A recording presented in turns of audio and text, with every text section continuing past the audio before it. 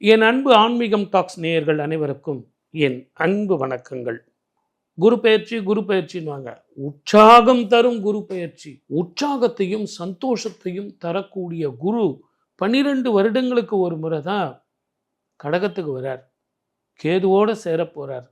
அப்ப எனக்கு எப்படி சார் இருக்கும்? எல்லாருக்கும் ஒரு ஆசை தானங்க. குரு பெயர்ச்சி வந்தா கல்யாணம் நடக்குமா? வீடு கட்டலாமா? குழந்தைங்களுக்கு கல்யாணம் ஆகுமாவா? இப்போ சனீஸ்வரர்னாலே ஒரு பயம். குரு சுபர். சுபத்தை தருவாரா? அதை சொல்றது தானே இந்த குரு பெயர்ச்சி. உற்சாகம் தரும் உச்ச குரு எப்படிப்பட்ட பலன் தருவார் அப்படிங்கிறத 12 ராசிக்காரர்களுக்கும் பலன்களோட சொல்லியிருக்கேன். வாங்க அத்தனை பேரும் அதை பார்ப்போம். துலா ராசி நேயர்களுக்கு உற்சாகத்தையும் உத்வேகத்தையும் தரக்கூடிய உச்சம் பெற்ற குரு எப்படிங்க இருக்கும் சார்? சூப்பராக இருக்கும் சார். சார் தயவு செஞ்சு சொல்கிறேன் சார், 5 வருஷமாக நாங்கள் நொந்து போயிட்டோம். மருத்துவ செலவு கொடுத்து டாக்டர் வீட்டுக்கு எல்லாத்தையும் முதல்ல டாக்டர் செலவு கம்மியாக ஆகுமான்னு சொல்லுங்கள் அப்படின்னா மருத்துவ செலவு குறையும், க்ரானிக் ப்ராப்ளம் வராது, செய்யாத குற்றத்துக்கு அவமானங்கள் போகும். இதுவரையில் கூட இருந்த சபார்டினேட் உங்களுக்கு உதவாமல் இருப்பாங்க, இப்போ அவங்கெல்லாம் உங்களுக்கு உறுதுணையாக இருப்பாங்க. அந்த டேபிள் மாறும். நீங்கள் அந்த உற்சாகமாக வேற ஒரு டேபிள் எதிர்பார்த்தீங்கல்ல, அந்த டேபிள் கிடச்சிடும். இங்கே மேலதிகாரிகள் கூட வேலை செய்கிறவங்க எல்லாருமே உங்களை சேர்ந்து கை தட்டுவாங்க. சார் சூப்பர் சார், அவர் இருக்கும்போது எங்களை நல்ல உற்சாகப்படுத்தியே வேலை வாங்குவார் சார் அப்படின்னு உங்களுக்கு நல்ல பேர் கிடைக்கும். இவங்கெல்லாம் முதலாளிகிட்ட சொல்லி உங்களுக்கு பேரும் புகழும் கிடைக்கும். படிக்கிற பிள்ளைங்களுக்கு மார்க் வாத்தியார் ரொம்ப நல்லா போடுவார். நீங்கள் இது வரைக்கும் 80 மார்க் வாங்கி அவர் 70 மார்க் போட்டிருந்தார். இப்போ 80 வாங்கினா 90 போடுவார். குரு சாதகமாக இருக்கார்.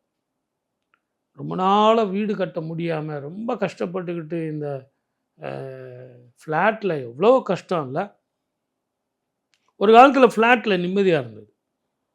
ஆனால் இப்போ ஃப்ளாட்டுன்னு சொன்னாலே எல்லாருமே பயப்படுறாங்க. அதுக்கு காரணம் என்னன்னு கேட்டிங்கன்னா, எதிர் வீடு பக்கத்து போர்ஷனில் இருக்கிறவங்க நமக்கு தெரிஞ்சவங்க வந்துட்டாங்கன்னா பிரச்சனை இல்லை, நம்மளை புரிஞ்சவங்க வந்துட்டாங்கன்னா பிரச்சனை இல்லை, மேலே கீழே இருக்கிறவங்க நல்லவங்க வந்துட்டாங்கன்னா பிரச்சனை இல்லை. இல்லைன்னா டொம் டொம் டொம் டொம் டிஸ்கோ தான். டெய்லி தூக்கம் இல்லை, உடம்பு பிரச்சனை, அதனால் வியாதி. குரு பெயர்ச்சின்னு சொல்லுவாங்க. இந்த குரு பெயர்ச்சியோடு சேர்ந்து ராகு கேது பெயர்ச்சி கூட இந்த வருஷம் இருக்குது. அந்த மாதிரி சில ராகு கேது பெயர்ச்சிகளும் சில வீட்டில் வந்து சேர்ந்துடும். அப்போ தான் நமக்கு அந்த உற்சாகமே போயிடும். நான் வீடே வாங்காமல் வாடகை வீட்டில் இருந்தேன் சார், நிம்மதியாக இருந்தேன். சொந்த வீடு வாங்கி நான் பிரச்சனையை வச்சுக்கிட்டேன்னா இப்போது உங்களுக்கு வீடு மாற்றம் வரும், தொழில் மாற்றம் வரும், வருமான மாற்றம் வரும், மன நிம்மதி வரும், சந்தோஷம் வரும். இந்த வருமானம் வந்ததுனால கடன் தீரும். இதை எல்லாத்தை விட ரொம்ப நாளாக கல்யாணம் ஆகாமல் இருந்தது, ஏதோ காரணங்கள். எங்கள் ஜோதியர் நல்லா இருக்குன்னு சொல்கிறாரு, உங்கள் ஜோசியர் சொல்ல மாட்டேங்கிறாரு. உங்களுக்கு அந்த நகை போடுற சவரட்சணை ஒத்து வரல, அதனால் ஜோசியர் மேலே ஒரு பழியை போட்டு விட்டாங்க. இப்போ அதெல்லாம் கல்யாணத்தில் முடிஞ்சிடும். குழந்தை பாக்கியமும் கிடைக்கும். எனக்கு ஆம்பளை குழந்தையே இல்லை சார், இந்த ஆண் குழந்தை கிடைக்குமான்னா ஆண் குழந்தை கிடைக்கும். ஆட்ஸ் அண்ட் ஈவெண்ட்ஸுன்னு சில விஷயங்கள் இதில் இருக்குது, கம்ப்யூட்டரில் இருக்குது, போய் பாருங்கள். அதெல்லாம் சயின்ஸு ஃபிக்ஷன்ஸ் இருக்குது, அதை படிங்க. அதில் படித்து அந்த மெத்தடில் ஆட்ஸ் அண்ட் ஈவெண்ட்ஸை படிச்சிங்கன்னா அந்த மெத்தடு நிறைய பேருக்கு நான் ரெஃபரன்ஸ் கொடுத்துருக்கேன். அது மிகப்பெரிய பரிகாரமாக இருக்குது. கோயில்களுக்கு போங்க, தானங்கள் பண்ணுங்கள், தர்மங்கள் பண்ணுறதை விட இந்த பரிகாரம் நிறைய பேருக்கு ஒர்க் அவுட் ஆகிருக்கு. அதை பண்ணி பாருங்கள். அதே மாதிரி உங்கள் ஜாதகத்தில் உற்சாகம் தரக்கூடிய உச்ச பலன் கிடைக்கிறதுக்கு என்ன பண்ணலாம் அப்படின்னா, தயவு செஞ்சு நான் மறுபடியும் சொல்கிறேன், குலதெய்வ வழிபாடு தப்பு இல்லாமல் செய்யுங்க. காசி, ராமேஸ்வரம், கயா போயிட்டு மூதாதையர்களுக்கு தர்ப்பணம் கொடுத்துட்டு வாங்க. இந்த தர்ப்பணம் கொடுத்தீங்க, குலதெய்வ வழிபாடு பண்ணிங்க, இந்த ரெண்டும் பண்ணிங்கன்னா உங்களை அடிக்கிறதுக்கு இந்த 12 ராசிகளில் யாருமே கிடையாது. உற்சாகம் தரும் என்றது பணம், பட்டம், பதவி அத்தனையும் சேர்ந்துதாங்கிறது ஒரு உண்மை ரகசியம். புஷ்கரம் அப்படின்னு இந்த ஒவ்வொரு காலகட்டத்தில் குரு மாறும்போது ஒவ்வொரு ராசிக்கு போகும்போது ஒவ்வொரு புண்ணிய நதியில் போய் குரு இருக்கிறதா ஒரு ஐதீகம்.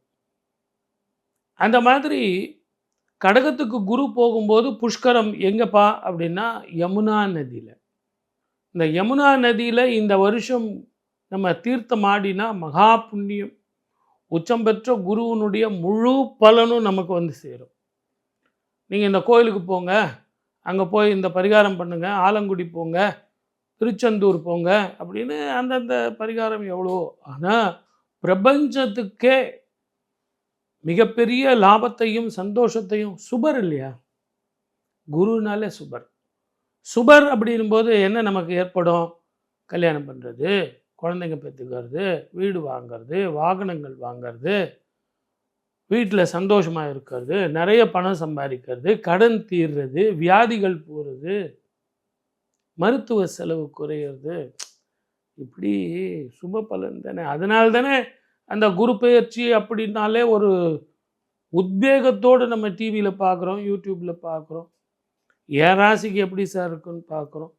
இந்த யமுனை நதியில் தீர்த்தம் ஆடிட்டு புஷ்கரம் நம்ம இந்த ஆண்டு வந்து குரு பெயர்ச்சியை கொண்டாடினோம் அப்படின்னா இந்த வருஷம் முழுவதுமே சுப பலன் அதிகமாக இருக்கும். குரு யாருக்கும் கெடுதல் செய்ய மாட்டார் சார். அவர் கெடுதல் செய்ய தெரியாது, நல்லது தான் செய்வார். அதே நேரத்தில் எல்லாருக்கும் திருமண வாழ்க்கையும் குழந்தை பாக்கியமும் வீடு கட்டலாம், வாகனங்கள் வாங்கலாம் அப்படின்னா என்ன உங்களுக்கு கிடைக்கும்? வருமானம் வரப்போகுதுன்னு தெரியுது. வேலைவாய்ப்பு கிடைக்குமா சார்? யூஎஸ் சுத்தமாக மூடிட்டானே சார், எங்களுக்கு விசா கிடைக்குமா அப்படின்னா கிடைக்கும். அந்த நாடு இல்லைன்னா இன்னொரு நாட்டுக்கு போகிறோம். புதுசாக எதுனா தொழில் பண்ணுறவங்களுக்கு கூட இது நல்லாயிருக்கும். படிக்கிற பிள்ளைங்களுக்கு இது ஒரு நல்ல நல்ல புது புது படிப்பு, லேட்டஸ்ட் டெக்னாலஜியில் நிறைய இன்னோவேஷன், அதில் வந்து மேற்படிப்பு. அதே மாதிரி நீட் எக்ஸாம் பண்ணுறவங்க வந்து எம்டி பண்ணுறவங்க புது விதமான படிப்புக்கு தயாராகுங்க. அது ஏஐன்னு நீங்கள் சொல்லலாம். ஏஐயை விட இன்னும் அதிக டெக்னாலஜி உள்ள படிப்புகள்லாம் வரப்போகுது. ஒரு பொருளாதார வளர்ச்சியும் இருக்கும், பொருளாதார வீழ்ச்சியும் இருக்கும். அதே நேரத்தில் ஒரு வைப்ரண்ட் லெவல் இருந்துக்கிட்டே இருக்கும். எனக்கு வருமானம் வராமல் இல்லை சார், வருமானம் வருது, ஆனால் நிரந்தரமாக வருமா? அதே நேரத்தில் விரயத்தை கட்டுப்படுத்தலாமா அப்படின்னா அதுதான் உங்களுக்கு பிரச்சனை. இந்த கடக உச்ச குரு அப்படிங்கிறவர் இந்த வருஷம் குரு தான் ராஜா. குரு ராஜாவாக இருந்து உச்சம் பெற்ற குருவாக இருந்து தீர்த்தமாடினால் கேது போய் கலக்கிறார். அது நல்லா ஞாபகம் வச்சுங்க. நம்ம டிவியில் நம்ம யூடியூப்லலாம் பார்த்தீங்கன்னா ஞானகாரகன் கேது வந்து கூட இருக்கான் சார் அப்படின்னு நான் உங்களுக்கு சொல்லிக்கிட்டே இருக்கேன். யாரும் கேட்கவும் மாட்டேன்றீங்க. அதனால் என்ன சார் இருக்குது, கேது வந்தால் வந்துட்டு போகிறாரு, வரும்போது பார்த்துக்கலாம். கடகராசிக்கு 7ஆம் வீட்டில் மகரத்தில் வந்து ராகு. இந்த ராகு 7ஆம் இடத்துல இருக்கிறதுங்கிறது மிகப்பெரிய பிரச்சனையை கொடுப்பான். கடகத்துக்கு மட்டும் இல்லை, இந்த உலகத்துக்கே. ராகு கேது சமசப்தமாக பார்வையாக எப்பவும் இருப்பாங்க. உச்சம் பெற்ற குரு பார்த்தா கூட நவ கிரகங்களில் மிக பலம் பெற்றவன் யார் அப்படின்னு கேட்டிங்கன்னா ராகு தான். ஆகவே ராகு வந்து சர்வ ஜாக்கிரதையாக இருக்கணும். எனக்கு ஏஐ வந்துடுச்சிங்களே சார், அதனால் சாஃப்ட்வேர் படிக்கலாமா, இல்லை கம்முன்னு நான் அக்கௌண்ட்ஸில் போயிட்டுமா சார் அப்படின்னா, ஏஐ வந்தால் கூட சரி, ஒன்றும் பாதிப்புலாம் வராது. நீங்கள் தயவு செஞ்சு அதை மனசில் வச்சுக்கிட்டு பயப்படாதீங்க. நான் இது படிச்சிட்டேன் சார், சாஃப்ட்வேர் படிச்சிட்டேன், ஏஐ அப்டேட் ஆகட்டுமானா அப்டேட் பண்ணிங்க. இன்னைக்கு கூட நாங்கள் ஜோதிடம் வந்து அப்டேட் பண்ணிக்கிட்டே இருக்கோம், டெய்லி படிக்கிறோம். அப்டேட் பண்ணுறது தப்பு இல்லை. ஆனால் இந்த ஏஐ மட்டும் இல்லை, இன்னும் அட்வான்ஸ் டெக்னாலஜி வந்தால் கூட நீங்கள் படிங்க. இந்த ஏஐ வரும்போது வேலை வாய்ப்பு போகுமானா போகாது. இதை விட இன்னும் அதிக வாய்ப்பு உள்ள சந்தர்ப்பங்கள் கூட சூழ்ந்து வரும். இந்த சூழ்ந்து வரும்போது அந்த வாய்ப்புகளை நீங்கள் பயன்படுத்திக்கணுன்னா உங்களை நீங்கள் அப்டேட் பண்ணோம். அந்த குரு உங்களுக்கு சந்திரனது வீட்டில் போய் உச்சம் பெறுவது, ஞானகாரகனோட இருப்பது அற்புதமான பலன். ஆன்மீக ரீதியான என்ன பலன் கிடைக்கும் அப்படின்னா, மூதாதையர்களுக்கு தர்ப்பணம் பண்ணுறது இந்த காலகட்டத்தில் ரொம்ப ரொம்ப விசேஷ பலன் தரும். ஞானகாரகனுடைய குரு உச்சம் பெற்று 18 வருடங்களுக்கு ஒரு முறை கேதுவும் 12 வருடங்களுக்கு ஒரு முறை கடகத்தில் குருவும் சேர்றதுங்கிறது அபூர்வ சந்திப்பு. 21 தலைமுறைக்கு நீங்கள் அந்த பிண்டம் கொடுக்கணும். அந்த பிண்டம் கொடுக்குற பாக்கியமே மகாபாக்கியம் சார். பணம் வேணும், பட்டம் வேணும், வீடு வாங்கணும், வசதி வேணும், கல்யாணம் பண்ணணும், குழந்தை பண்ணணும், இதெல்லாம் கரெக்டு. ஆனால் இந்த பிண்டம் கொடுக்கறது, மூதாதையர்களுக்கு தர்ப்பணம் கொடுக்கறது ஒரு சில அபூர்வ காலங்களில் மூதாதையர்களுக்கு சந்தோஷமும், அதனால் அவங்க இறைவனிடத்தில் கையேந்துவார்கள். என்னுடைய பிள்ளை, என்னுடைய மகள், என்னுடைய பேரன் பேத்தி நல்லா படிக்கணும், அவங்களுக்கு நல்லா வரணும், சந்தோஷமாக இருக்கணும். எப்போ? அவங்களுக்கு அந்த தாகமும் உணவு பிரச்சனையும் இல்லாத இருக்கும்போது. நீங்கள் அந்த பிண்டம் கொடுக்கும்போது 21 தலைமுறைக்கு அவங்களுக்கு புண்ணியம் கிடைக்கும். ஆகவே தயவு செஞ்சு இந்த நிகழ்ச்சியை பார்த்துட்டு இருக்கிற பொது பலனில் எனக்கு பணம் கிடைக்குமா, பட்டம் கிடைக்குமா பார்க்குற நீங்கள் அதுவும் பாருங்கள், நான் வேண்டான்னு சொல்லலை. அதே நேரத்தில் இந்த புண்ணியத்தையும் நீங்கள், சார் நான் கடகராசி மட்டும்தானா, மேஷ ராசி மட்டும்தானா, 12 ராசியில் ஏதாவது ஒரு ராசியா, நான் இந்த நட்சத்திரமாச்சே, நமக்கு நிறைய சந்தேகம். சந்தேகத்தெல்லாம் விட்டுருங்க.